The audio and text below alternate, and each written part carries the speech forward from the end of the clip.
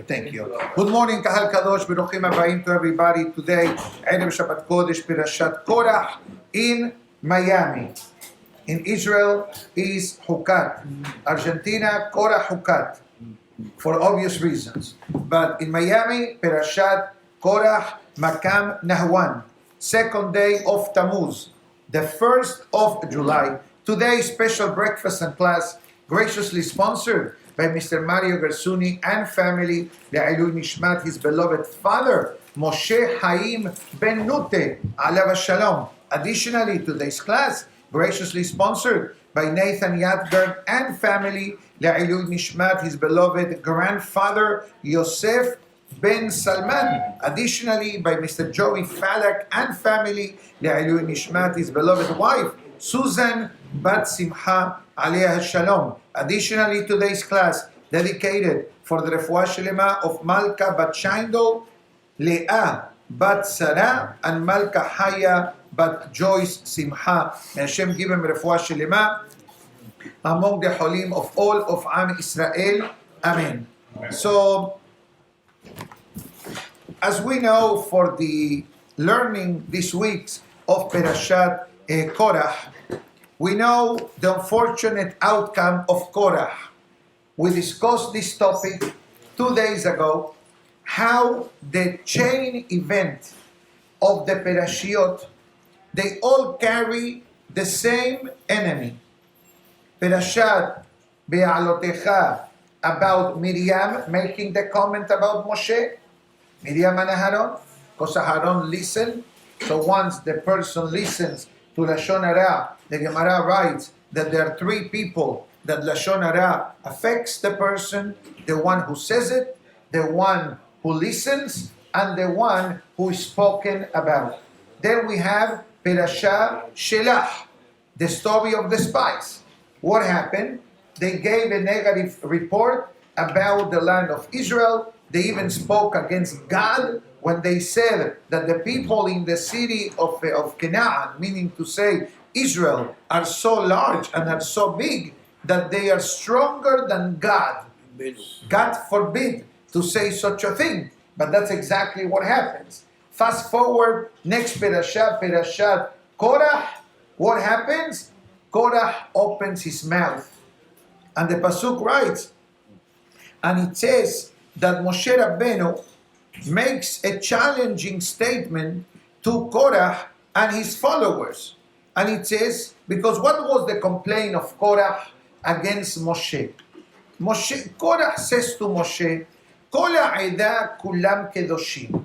In English it means the entire nation are holy people. What does it mean? There is a before and after. You know the diet pictures they show you before and after Photoshop? Okay, I'm not sure if it really works in real life, but okay. But before and after. So what Korah says to Moshe, Moshe, I understand when we were in Egypt, we were under the spell of slavery, that we needed to have leadership. But now that we left Egypt and we received the Torah, we are all on the same level. Ki kol ha'eda kulam kedoshim. The entire nation is holy. Why are you going to be more than us? And there are different opinions. What exactly prompted Korah to make such a statement? And I may have hinted about it the other day, but I'm going to expand a bit more on today, being Erev Shabbat Kodesh Parashat Korah. For the Brooklyn and Deal audience, is when I said before in Argentina, they read Korah Hukat, not because they follow Israel. Israel is a week ahead of us, for the basic reason is that when for us was the last day of Pesach outside of Israel, was outside of Israel the last day of Pesach, in Israel was a regular Shabbat Parashah. That's why there is a discrepancy in the readings. But it seems that in Halab, and I saw this in a writing the other day on the pismonim.org website, that it says that in Halab seems to be an Asian custom of not leaving Perashat Korah by itself, connecting Korah, Hukat. And the reason is as follows. Without going to the reasoning of Korah, one message we learn from Perashat Korah, even though Korah in part, in theory, had good intentions. He says to Moshe, Moshe, you are the leader, your brother is the Kohen Gadol, your sister is the prophet, your sister's grandson is the architect of the Midrash. It looks like politics. It looks like politics. You suddenly become a president, ambassador to China, ambassador to Cuba. No, forget about Cuba. Ambassador to England, ambassador to this. How do you become an ambassador? You gotta pay. You wanna be an ambassador? Depends on your contribution to the presidential campaign. Somehow you end up somewhere. And I hope that no one is offended by it, but those who understand about politics, they agreeing already that that is accurate. So I'm happy that I'm accurate to a certain extent. But at the bottom line, what reaction this attitude of Korah brought upon the Jewish people? Disaster. Again, casualties in the parasha. I will discuss soon how they left the world. But let's go back a minute. So in the Pizmonim website, I knew this from childhood, but I was so happy to see it in writing. And we're not trying to change anybody's custom, okay? We follow the custom in the Syrian community in America, that Perashat Korah is read by itself. Those from Argentina, they continue reading Perashat Korah Hukat. I believe Mexico and Panama, in some communities, they follow that ancient tradition of Halab. Thank you very much. But the question is, why they established in Halab such a tradition to read Perashat Korah and Hukat? Short answer, I'm going to give you the reason. There is a reason. Short answer, not to give power to the mahloket. What does it mean? What does it mean? If we concentrate in Perashat Korah, what do you think that the rabbis of the world will talk about the Devar Torah in their synagogue? The dangerous effects of argument. The dangers of argument. And let's clarify, there are different types of arguments. But one statement, in the world of argument says, we agree to disagree.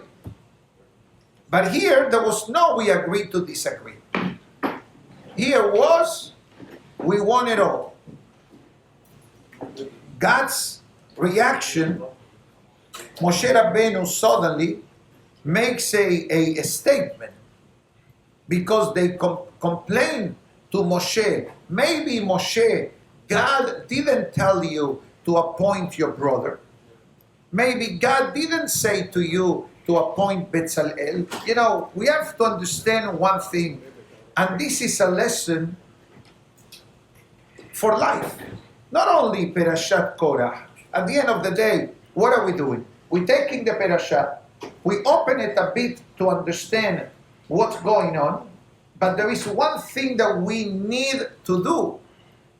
We need to activate the Perashat in my life. So if the Torah is telling me now that the behavior of Korah brought destruction to himself, to his wives, to his children, and to every child involved related to them. That's the scary part of this parasha. We mentioned the other day that children, usually, they are not liable for their actions. The parents are liable for the actions of the children, by the way. Once the boy and girl becomes bar and bat mitzvah, it's a different ballgame. Now they become an adult. They have their own account in Shamayim. But even though that they do misvot and averot, if God forbid the judgment needs to be activated, God waits till the age of 20 to achieve a certain level of maturity. But there was one exception in history. This week's parasha. Imagine yourself, God forbid, and I'm sorry to bring such a dramatic example, if Chas v'Shalom you see, and let's be positive, an implosion instead of an explosion, implosion. Both of them are connected to something being destroyed, correct? Now, explosion means more on a terrorist attack, God forbid. Something explodes looking to make the most amount of damage. An implosion means that the building collapses inwards, so to speak, to minimize collateral damage. But everyone agrees that either way, smoke is coming. And God forbid, unintentionally, could be casualties of this action. Listen, Moshe Rabbeinu. Vayomer Moshe. Moshe says to them, Bezot tede'un, I'm going to make a deal with you. I'm going to make a deal with you. Let's place a bet on the table. What was the bet? Since when Moshe Rabbeinu bets? But listen to the pasuk. This will let us know that the Almighty sent me to do all these things. Kilo milibi. I didn't do anything. I follow orders. Moshe Rabbeinu says, I'm a good soldier. God tells me, appoint me Betzalel. Betzalel, just for a break, just to understand who Betzalel was. Betzalel was the grandson of Miriam. Betzalel, father, Ben Hur, Ben Uri, Ben Hur, Lematei Yehuda, or his grandfather. What happened to him? He was killed when it came the sin of the Egel, the sin of the golden calf. There were two people who stood against those that were initiating the sin of the golden calf. Two people, Aharon and Hur. Hur was killed on the spot because he protested. What Aharon says when he saw the killing Hur, he says, okay guys, relax, do me a favor, go to your wife, go to your children, bring the jewelry, I will take care of the Egel. Aharon needed to buy time, because if killing Hur, who stood to defend Hashem, was killed, killing Aharon, the sin is even greater. Killing a human being is a sur for the Jewish people and for the Goyim. One of the 7 Noahide laws is not killing people. God forbid. Abortion, I'm not going to speak about it, because somebody already asked me, Rabbi, why don't you speak about this? It's not the topic for today. No need to speak about it, I believe. But Aharon says, now if they kill me, I'm a Kohen and I'm a Navi, or even a Navi, a prophet. So the consequence of the Jewish people will be greater. God says, what I'm going to do to Hur, that he step up to the plate to protect me, God says. To protect me means to defend me. God says, no problem. I have his grandson, or son, according to some opinions, by the name of Betzalel. That's why in Israel there is an institute called Betzalel. Correct? Architecture. He was the architect of the Mishkan, of the tabernacle. How old was Betzalel? 12 years old. The same age of King Solomon when he became the king of Israel. But you have to understand, once God picks you to become the architect of the Mishkan, the Pasuk already says, God deposited in him godly wisdom. This was God rewarding Miriam and her husband, which was Caleb ben Yefuneh, on the loss of Hur. So comes the Gemara and it says that God comes to Moshe and asks Moshe, Moshe, what do you think? Should we appoint Bezalel to build the Mishkan?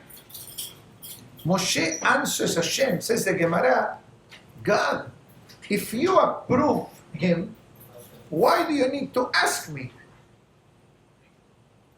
God says, go and ask the Jewish people. Moshe comes to Am Israel after the sin of the Eged, and it says, guys, what do you think? Should we appoint Bezalel to the position? So what was the answer of the Jewish people? Moshe, what kind of question are you asking? If you approve and God's approved, do you need our approval? And everyone agreed. So that's what Moshe Rabbeinu says. Kilo milibi. Whatever is in front of you, Aharon, Moshe, Miriam, Elazar, Itamar, Bezalel, all these individuals, it's not connections. Who do you know? It's Hashem guiding. And what did Moshe Rabbeinu does? Scary. In kemot kol adam yemutun elle. How these troublemakers will leave the world. Korah, Datan, Abiram, and company. Remember that Datan Abiram, troublemakers, it was the middle name. They were the same two fellows who were arguing in the beginning of Perashat Shemot. After Moshe got rid of the Egyptian, the Pasuk says, the next day, Moshe Rabbeinu went out and saw two people fighting. Who were these two individuals arguing? Datan and Abiram. And they were the ones that informed Paro that Moshe Rabbeinu the day before got rid of the Egyptian. Why did Moshe Rabbeinu got rid of the Egyptian? Because he violated a married wife. And by the way, Goyim are not allowed to have a physical contact, I mean intimate contact, with a married lady. The prohibition of Eshet Ish is not limited to the Jewish people only. It's one of the 7 Noahide laws. And what was the argument, since we are already talking about Datan and Abiram before they leave the world in a few minutes, okay, what was the argument between Datan and Abiram? They are arguing not using the hands to touch, but yet, you know, sometimes people talk and the hands suddenly become activated. One of them, the Pasuk says, lifted the hand against another Jew. The mere fact that a Jew lifts the hand against another Jew to hit him, that's already a strike. A mega avon, mega. Do you know what was the argument between Datan and Abiram that day? I'm going to give you the answer. The argument was, and I believe that I'm 99.9, there could be minuscule percentage that I'm inverting the people. But if I recall correctly, Datan was married to the Jewish lady that was violated by the Egyptian. Abiram was the brother of this lady. What was the mahloket? A halachic argument is allow the husband to go back to a wife that was violated by a Gentile, or they must get divorced. That was the argument between Datan and Abiram that day in Shemot. There is a halacha. Unfortunate. Remember I mentioned the other day the 3 A's of divorce. One of them is adultery. God forbid. Yes. Alcoholism, abuse, and adultery. Adultery is, God forbid, when a person crosses the line physically while married to their spouse. That's easy to understand. It happens out in the outside world. Regretfully, it happens, right? So, this is the mahloket. Datan says, I cannot go back to my wife. She became defiled, impure by a goy. Abiram, her brother says, hold on a minute. She was violated. It's different. And I don't think they got divorced. But this was the argument between them. Moshe Rabbeinu says, relax, guys. The situation is already dramatic. That your wife, God forbid, was violated by a Gentile. But are you going to hit your brother-in-law, your friend, another Yehudi? So what was their reaction? Instead of calming down, what they said, wow, Moshe, you're such a tough guy. Al horgeni ata omer. You threatened to kill us? Where did Moshe Rabbeinu threaten to kill them? Nowhere. What Moshe Rabbeinu is saying, please don't raise your hand against your friend. Another Jew, you can't raise your hand to anyone. Vayomer l'rasha, lama takeh et re'echa. Why are you about to hit your friend? You say, lama hikita. Why did you hit? It says, why are you about? You raise your hand against another person. So they turned to him and they said, Moshe, you're going to kill us? Why they say, Moshe, you are saying to kill us? Moshe Rabbeinu didn't say to kill anybody. Moshe Rabbeinu says, don't. But we need to go back 24 hours. What happened 24 hours earlier?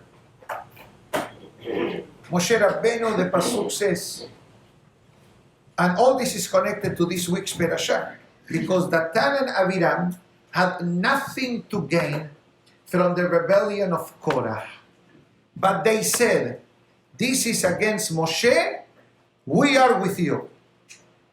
This was the animosity that these two troublemakers had against Moshe Rabbeinu. But I'm going to tell you a secret.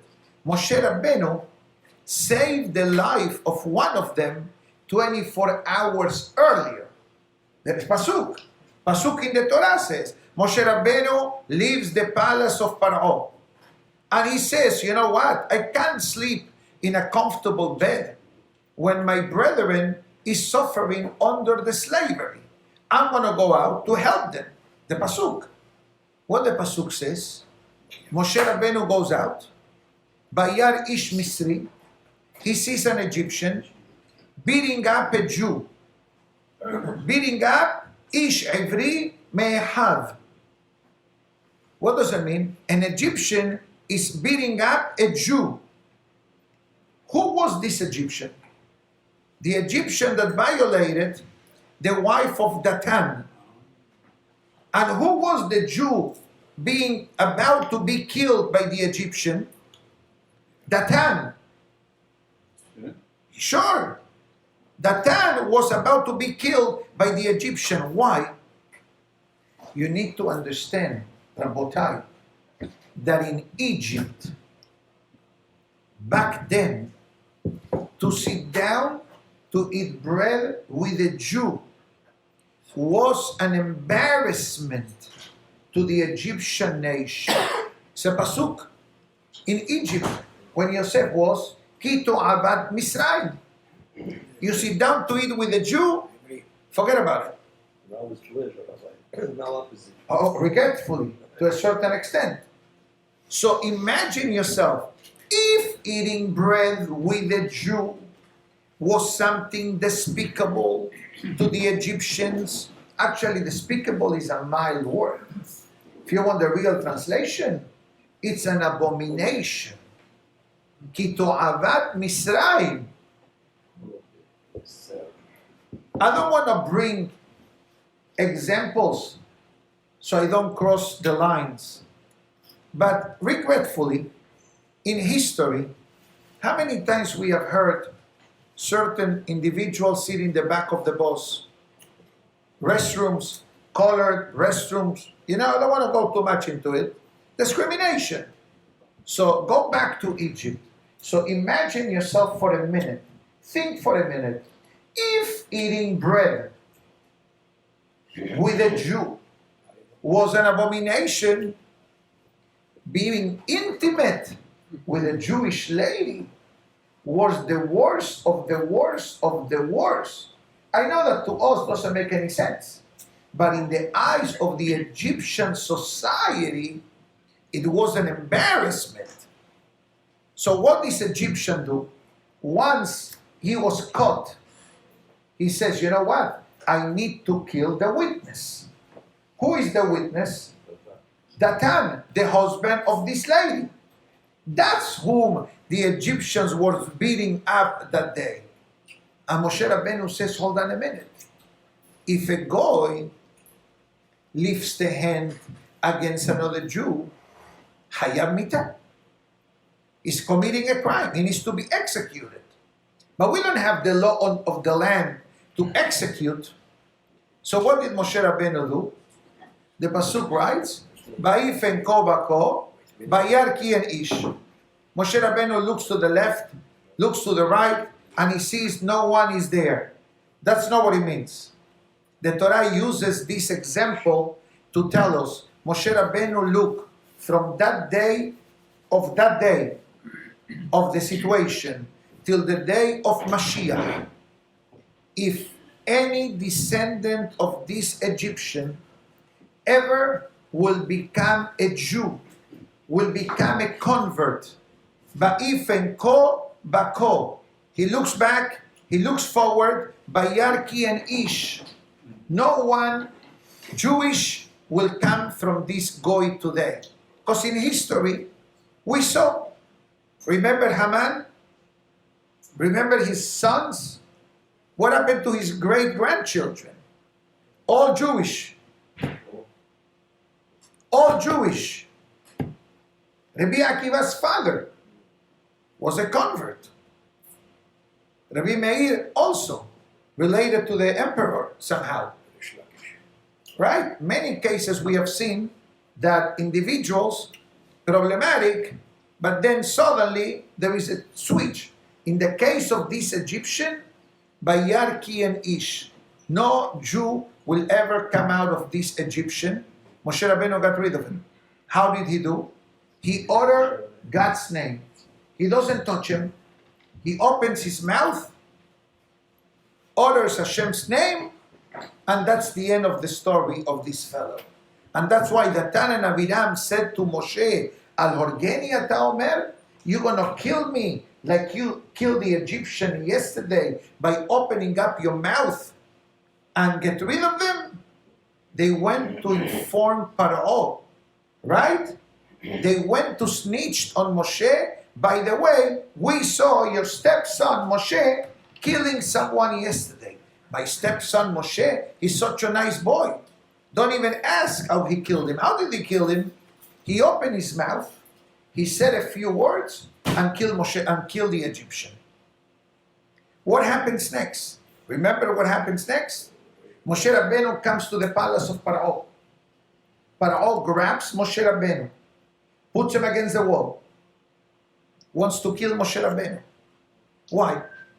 Because Paro says, if Moshe is capable of killing a person by saying a word, any of my enemy nations will bribe Moshe. Moshe may become a mercenary and they will kill our nation. So let me kill him before he turns against us. And what the pasuk says, Vayasileni meherev Paro.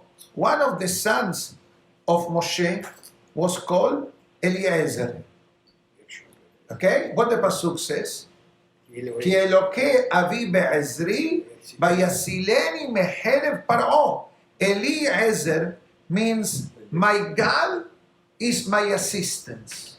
Eli, it means Hashem. Ezer, my assistance. So what does he say? Vayasileni meherev Paro. He saved me from the sword of Paro. How was Moshe Rabbeinu saved? Look at Rashi and the commentaries. That when Paro put him against the wall, took the sword to enter the throat of Moshe Rabbeinu.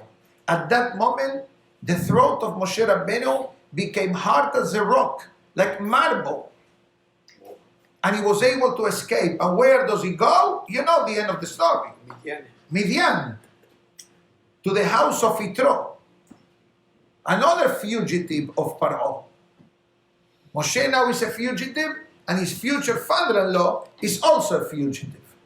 But that's a whole different story. You see now how the chain reaction, you don't see this tomorrow morning when you listen to the parasha.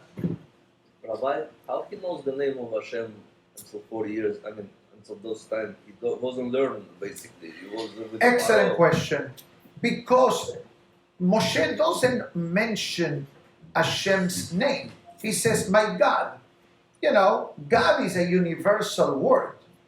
You know, in Spanish, in English, in Hebrew, in Arabic, God is God. So it says, okay, my God came to my rescue. Can you imagine, God forbid, you know, they put against the wall with a sword or with a gun, and suddenly the gun gets stuck because they failed to remove the safety, and the person is able to escape. Has v'shalom, should never happen. No. But that's a miracle. He killed the Egyptian. Right? With his mouth. Yeah. You know the name, special name about that. You know what? I don't know that answer. He wants to know how did Moshe Rabbeinu knew. Maybe Moshe Rabbeinu says, God, look what's going on. And Hashem took care of it. You know, the Gemara writes, why people go to Tzaddikim? People go, sometimes you go to Israel, you go to certain places, you go visit Tzaddikim that are alive. I'm not talking about burial sites. Tzaddikim, righteous people. The Gemara writes, Tzaddik gozer, HaKadosh Baruch Hu mekayem.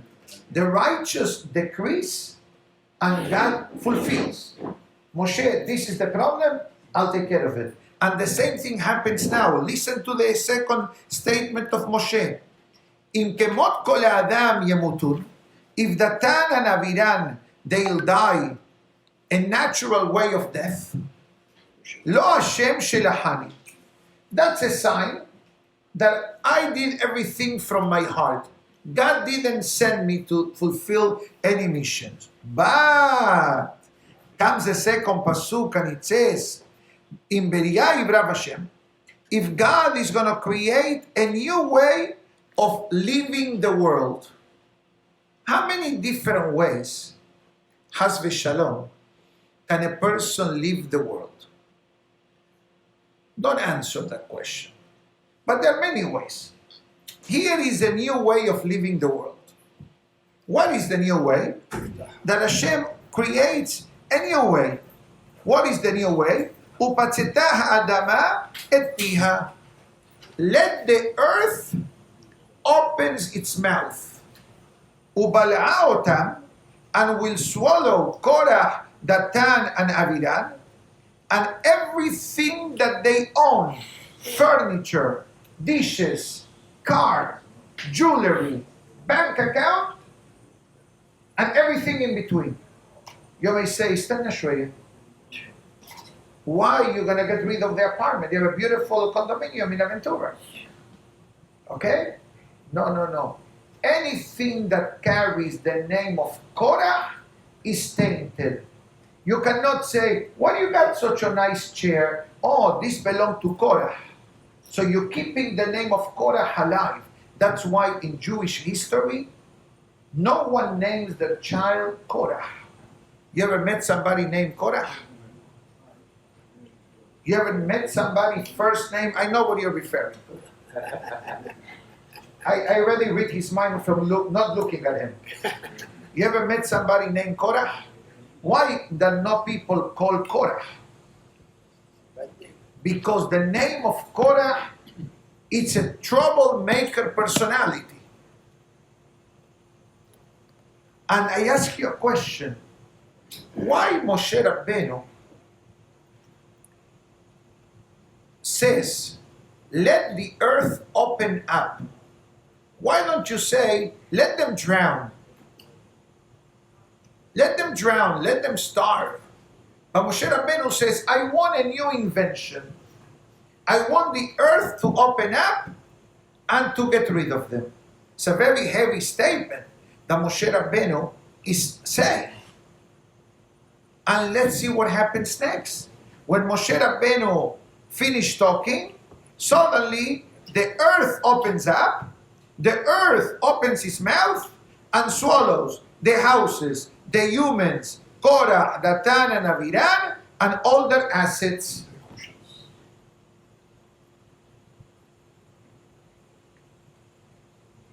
We need to understand the reason of this. I'll give you the answer. It's very easy. Probably you know it by now. There is a concept in Torah, midah keneged midah, measure for measure. What was the sin of Korah, Datan, and Abiram? They opened their mouth. No ga'ava. Ga'ava is a side effect of opening their mouth. Ga'ava means arrogance, haughtiness. Yeah, they were haughty and they had arrogance.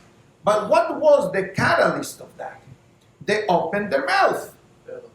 And once you open your mouth, you're in trouble. We mentioned this 2 days ago, Sefer Hasidim, chapters 86, 88. As long as you stay quiet, you're the master. You're in control. You're in the driver's seat of your life. Once the words come out, now you're the slave of your words. If they are good, chazak u'baruch. But they are problematic, you got to deal with it. How many times we speak faster than what we think? Especially at home. And then the wife says something. And then what's our usual answer? I didn't really mean it to say it. I didn't mean it that way. Sometimes you say it in a question mark. Imagine yourself, you have a beautiful breakfast today, right? Magnificent. Don't get used to this. Unless you approve the budget, okay? Imagine somebody walks in and after seeing sambusa, shakshuka, sliced vegetables, cookies, cakes, fruits, cheese, peanut butter, that's all? Can you imagine listening to that statement? Or, oh, what a beautiful breakfast. Big difference. You said something. One was dynamite, an explosion, a complaint, and this was a compliment. That's midah keneged midah. God, I want you to do me a favor. I want you to activate a clear and loud message for eternity. Watch your mouth. Not so much on what you eat. The problem is that many of us are careful more what goes in than what goes out. Goes in is easy. Look at the label, kosher, beracha, chalas. What happened when we goes out? And I'm going to say something else. Remember I mentioned about two fugitives before, Yitro and Moshe? Yitro was a goy in the beginning. Yitro was a priest, the Pope, El Papa. So imagine yourself, you ask Moshe Rabbeinu, who is your father-in-law? Oh, my father-in-law is the Pope. Se pasuk in the Torah didn't say it. Kohen Midian. He wasn't a Kohen. Kohen means sacerdote. the priest of Midian. And then suddenly, Yitro decides to become a Jew. What made Yitro become a Jew? Rashi says there were two events. One is the splitting of the Red Sea and the war against Amalek. I'd like to speak about the splitting of the Red Sea. When Yitro heard of the splitting of the Red Sea, I ask you a question. Who else heard or saw the splitting of the Red Sea? The entire world. Every single water of the world split. But there was one person that reacted. Yitro. And what Yitro says, Ata yadati, now I know, ki gadol Hashem mikol ha'elokim, God is the greatest God of all. What does that mean? That Yitro, every time he heard of a religion, he went to pursue it. He heard about Christianity, let me check it out. Islam, let me check it out. Buddhism, check it out. Arekishke, check it out. Sabbatical, Adventist, let me check it out. Every other week he had a different religion. Why? It says in the holy books that Yitro was looking for the truth. He understands that there is a concept of godliness. The question is, which one is it? Maybe a certain religion does great marketing, and now you're bamboozled. You have a YouTube influencer or TikTok, right? And suddenly you have 3 million hits. I like that. 3 million hits says a lot. Has v'shalom. But then suddenly Yitro says, now I know that the God of the Jewish people is the real God. Kivat davar asher zadu alehem. What does it mean? Yitro says, hold on a minute.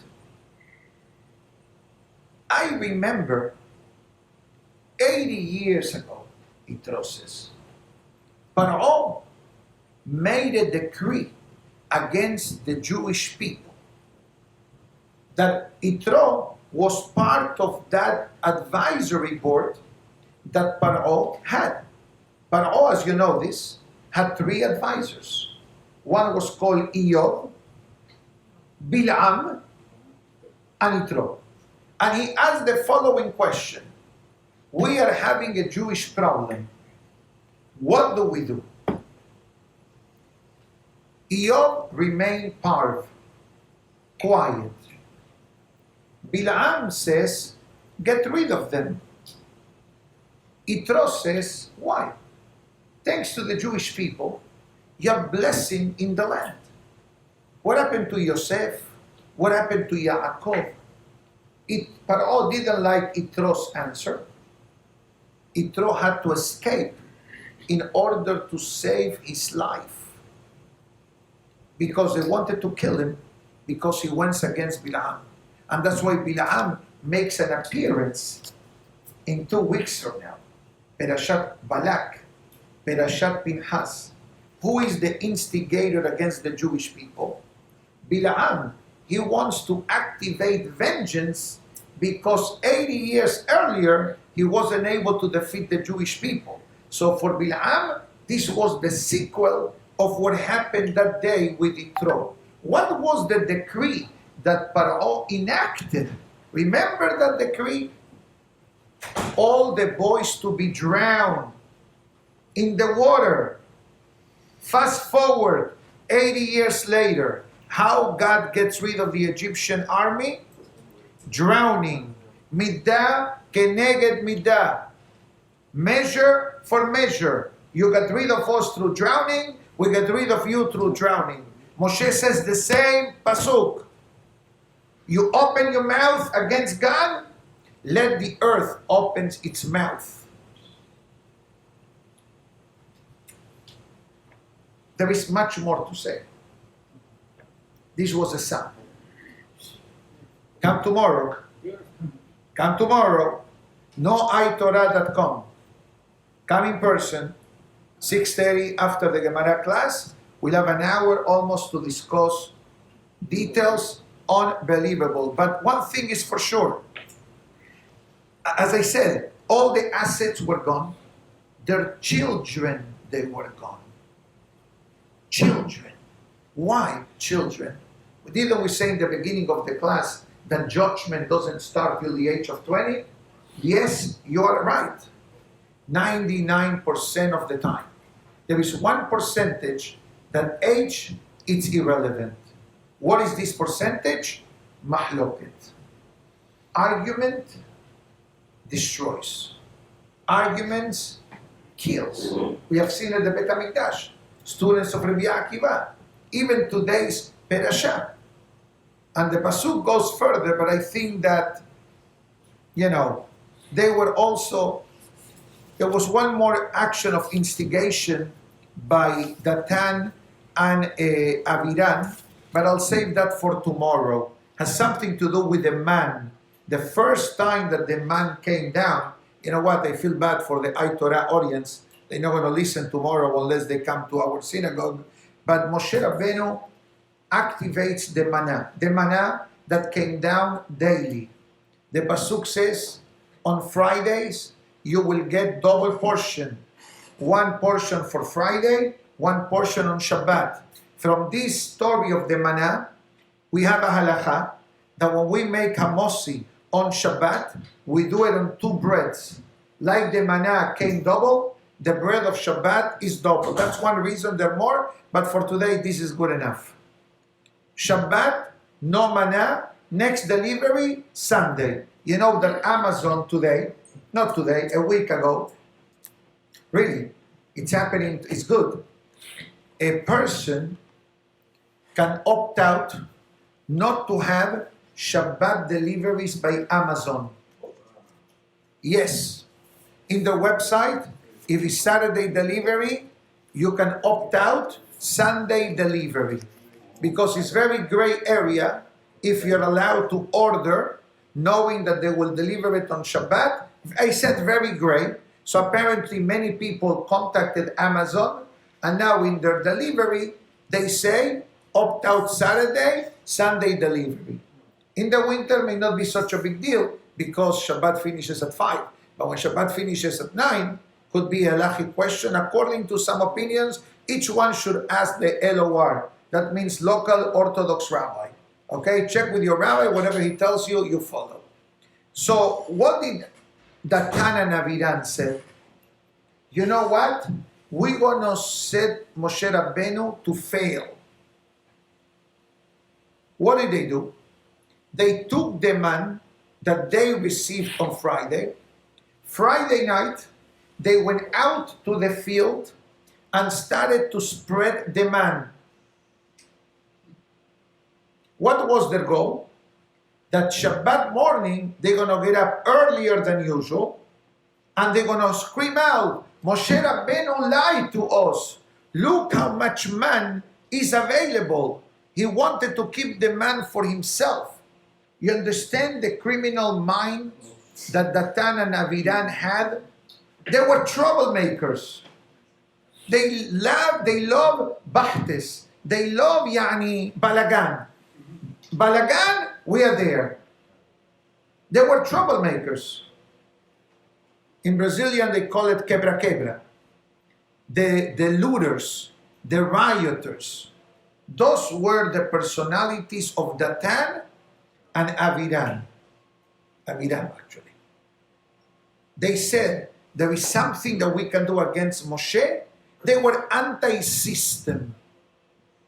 Moshe Rabbeinu establishes a system for the Jewish people. Rules and regulations, guidelines, which we understand that are necessary. When you drive, you put on a seatbelt. You drive, you have a driver license, you have insurance. Nobody can say to the police officer, don't tell me what to do. I drive without a license, I drive without a seatbelt, I don't need to have insurance, all these crazy things that people think in their mind. If we don't have law and order, society collapses. We have seen it. Sodom Amorah, We have seen it in the time of Noah. We have seen it even in our days. Law and order is a requirement for a civilization to live between the parameters of tranquility, peace of mind, accountability for our actions. Datan and Abiram, they said, no, don't tell me what to do. And unfortunately, they pay the price. Their wives pay the price. Their children pay the price. And there is no reminder in the world of Datan and Abiram specifically. Korah, let's be honest here. He's being told, your great-grandson will be a nice Shmuel and Navi. That was he was told. That's the truth. Shmuel and Navi was a direct descendant of Korah. Sure. And Korah was a Levi.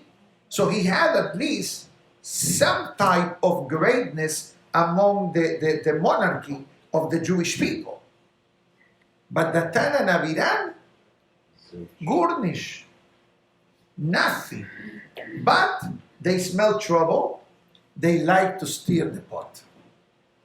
And that's why the parasha of today is not only the historical fact that I share. I only gave you some seasoning to truly understand the behind the scenes of what's going on in this parasha. And this is not starting today. This is a parasha that began 80 years ago in the beginning of Sefer Shemot.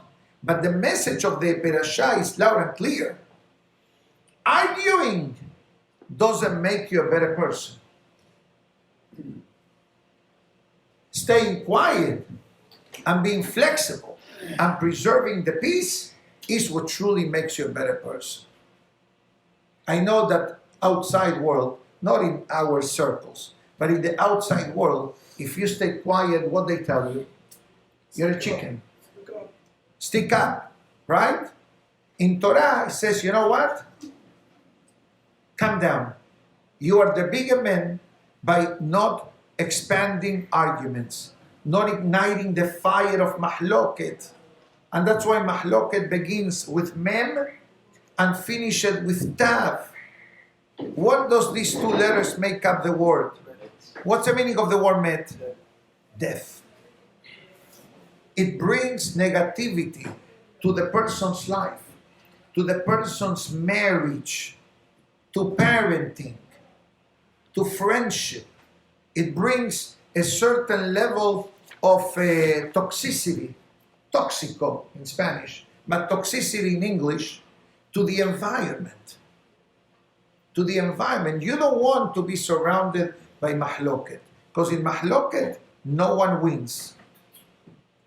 And again, you may say, so it means, Rabbi, we can never agree, we can never disagree. Yeah, but there are ways of how to do it.